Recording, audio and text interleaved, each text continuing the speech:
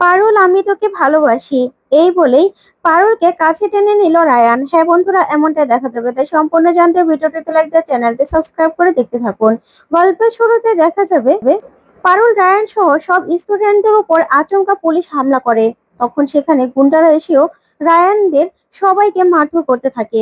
তারপরে দেখা যাবে রায়ানরা কিছুতেই নিজেদের প্রতিবাদ থামায় না, আরো স্লোগান দিতে থাকে, আরো প্রতিবাদ জানাতে থাকে আর বলে, এবার এবার হবে পুলিশদের থানা ঘেরাও দেওয়ার পালা।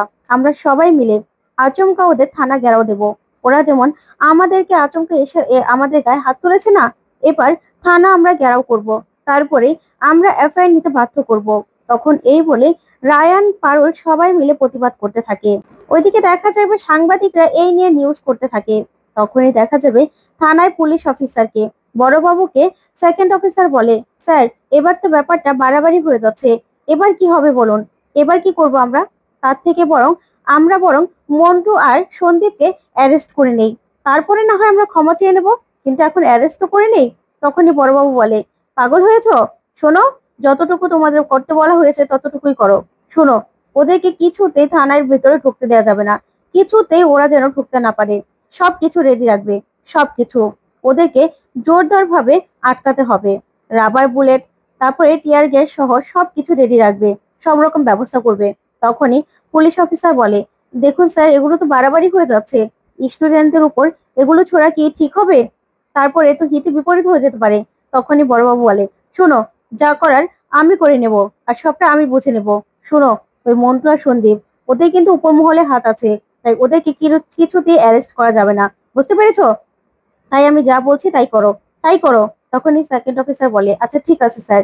এই বলে অফিসার সেখান থেকে চলে যায়। ওইদিকে দেখা যাবে রায়ান, পারুল সহ সবাই মিলে একটু একটু করে স্লোগান দিতে থাকে আর এগোতে থাকে। তারপরে দেখা যাবে রাত শেষ হয়ে যায়, ভোর হয়ে যায়। তারপরে থানার সামনে সবাই চলে আসে। এদিকে আসলেই তখন পুলিশ রাবার বুলেট সহ সবকিছু দিয়ে স্টুডেন্টদেরকে আটকানোর চেষ্টা করে। এদিকে গোলাগুলি শুরু হয়ে যায়। তারপরে টায়ার গ্যাস নিক্ষেপ করা হয় স্টুডেন্টদের উপর। ওইদিকে সবাই আস্তে আস্তে অসুস্থ হয়ে যেতে থাকে। এদিকে তখনই টিভিতে নিউজটা দেখতে থাকে শিক্ষামন্ত্রী। তখন শিক্ষামন্ত্রী নিউজটা দেখে পুরো চমকে যায়। তখন তার সেক্রেটারিকে ডাকে আর ডেকে বলে, এসব কি হচ্ছে? কি হচ্ছে এসব? তখন তার সেক্রেটারি বলে, স্যার, এখানে স্টুডেন্টরা আন্দোলন করছে, আর এখানে তাদেরকে আটকানোর জন্য পুলিশ অফিসাররা চেষ্টা করছে। তখন শিক্ষামন্ত্রী বলে, কেন কেন স্টুডেন্টরা এতটা ক্ষেপে গেল? তখনই সেক্রেটারি বলে, কিছু নিয়ে একটা ঝামেলা হয়েছে। তখন পুলিশ অফিসার এফআইআর নিতে না চাইলেই তখনই স্টুডেন্টরা খেপে যায়। আর এখানে থানা ঘেরাও করতে আসলেই এখানে এই যে পুলিশ অফিসাররা ওদেরকে আটকানোর ব্যবস্থা করেছে। তখন শিক্ষামন্ত্রী বলে, এত বড় একটা ব্যাপার ঘটে গেছে আর আমি কিচ্ছু জানতে পারলাম না, এখন আমাকে নিউজে দেখতে হলো। তখনই সেক্রেটারি বলে, স্যার, আমি প্রথম থেকে শুনেছিলাম, কিন্তু ব্যাপারটা যে এত দূর পর্যন্ত গড়াবে সেটা বুঝতে পারিনি। তখনই শিক্ষামন্ত্রী রেগে যায় আর বলে, আমি শিক্ষামন্ত্রী, আর স্টুডেন্টদের এত বড় একটা বিপদ আর আমি এখন জানলাম? এখানে তো বাচ্চারা অসুস্থ হয়ে যাচ্ছে, এটা পুলিশের আটকানোর নমুনা। এখনই পুলিশ কমিশনারকে আমার সঙ্গে দেখা করতে বলো, এখনই। তখন সেক্রেটারি বলে, ঠিক আছে স্যার, আমি এখনই বলছি।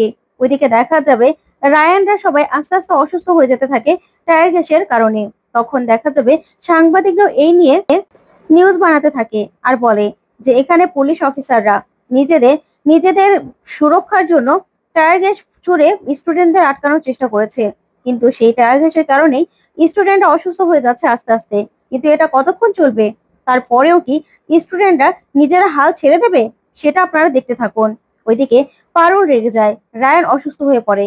তখনই পারুল রায়ানের দিকে তাকিয়ে নিজে ক্ষিপ্ত হয়ে নিজের ওড়না দিয়ে টিয়ার গ্যাসটা ধরে তারপরে পুলিশ অফিসারদের উপর ছুড়ে মারে। তখনই পুলিশ অফিসাররা সেখান থেকে দৌড়ে পালিয়ে যায়। ওইদিকে রায়ান পারুলের এরকম বিদ্রোহী চেহারা দেখে তাকিয়ে থাকে আর মুগ্ধ হয়ে যায়। তখন বলে, এটা তো দেখছি ফিনিক্স পাখি, নন্দিনী। তখনই রায়ানের স্বপ্নের নন্দিনীকে দেখতে পায় রায়ান পারুলের মধ্যে। রায়ান তাকিয়ে থাকে পারুলের দিকে। ওইদিকে পুলিশ অফিসার এসে পারুলের এই ক্ষিপ্ত চেহারার দিকে তাকিয়ে থাকে। তখন পারুলও ক্ষিপ্ত ভাবে পুলিশ অফিসারের দিকে তাকিয়ে থাকে। তখন আবার সবাই একত্র হয় আর পারুল আবারও আন্দোলনের প্রতিবাদ জানাতে থাকে, স্লোগান করতে থাকে। তখন পারুলের সঙ্গে সবাই হাত মিলিয়ে আবার স্লোগান দিতে থাকে। এই বলে বলে সবাই আস্তে আস্তে এগোতে থাকে। ওইদিকে দেখা যাবে শিক্ষামন্ত্রীর সঙ্গে দেখা করতে আসে পুলিশ কমিশনার। তখনই শিক্ষামন্ত্রী বলে, এটা কি হচ্ছে তন্ময় বাবু? স্টুডেন্টদের জায়গা হলো ক্লাসরুম, সেখানে ওরা কেন রাস্তায় নেমে আন্দোলন করবে বলুন তো? তখনই পুলিশ কমিশনার বলে, দেখুন স্যার, আসলে এরা হলো সবাই ব্রাইট মাইন্ড ইউনিভার্সিটির স্টুডেন্ট। সেখানে দুটো গুন্ডা এখানকার তিনটে স্টুডেন্টকে ওদের গায়ে হাত তোলে, ওদের সঙ্গে অসভ্যতাম করার চেষ্টা করে। তার জন্যই সব স্টুডেন্টরা থানায় এসেছিল এফআইআর লিখাতে, কিন্তু বড়বাবু এফআইআর লিখেনি, আর যার জন্য এই ক্ষিপ্ত আন্দোলন। তখনই শিক্ষামন্ত্রী বলে, কেন কেন ওই অফিসার এফআইআর নেয়নি কেন?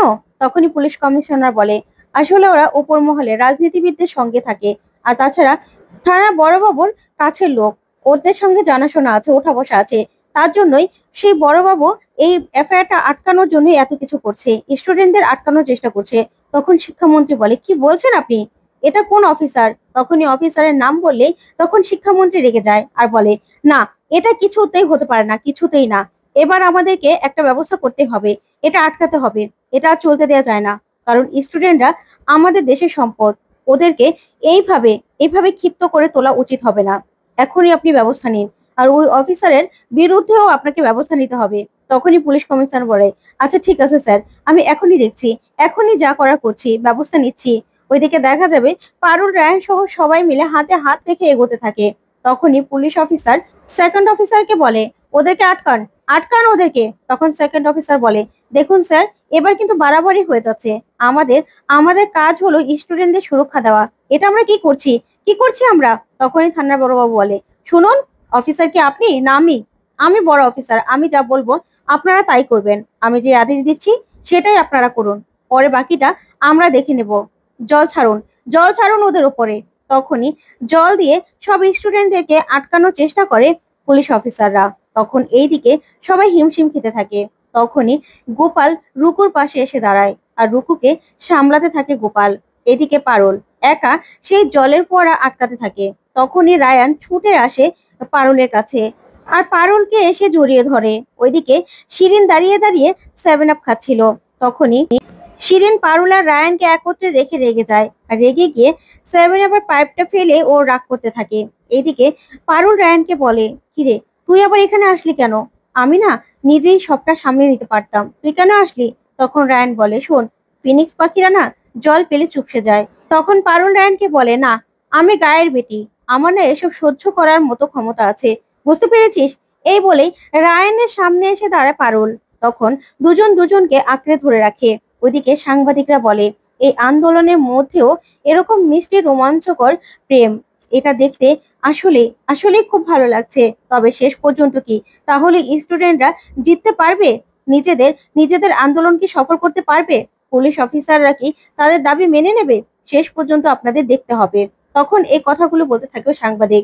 ওইদিকে পারুল আর রায়ন দুজন দুজনকে বাঁচানোর জন্য দুজন দুজনকে জড়িয়ে ধরে রাখে। তখনই দেখা যাবে একজন আরেকজনের উপরে পড়ে যায়। তখন তরিতা এই কাণ্ড দেখে খুব খুশি হয়ে যায় আর বলে, এ তো দেখছি সাপে বড় হলো। তখন স্টুডেন্টরা সবাই পারুল আর রায়ানের দিকে তাকিয়ে থাকে, আর এদিকে পারুল আর রায়ানও দুজন দুজনের দিকে তাকিয়ে থাকে। তখন রায়ান মনে মনে বলে, পারুল, আমি যে তোকে সত্যি ভালোবেসে ফেলেছি রে, তুই যে আমার সেই স্বপ্নের নন্দিনী। তো বন্ধুরা, এবার কি তাহলে পারুল আর রায়ান এক হতে পারবে? তোমাদের কি মনে হয়? কমেন্ট করে জানাও। ধন্যবাদ।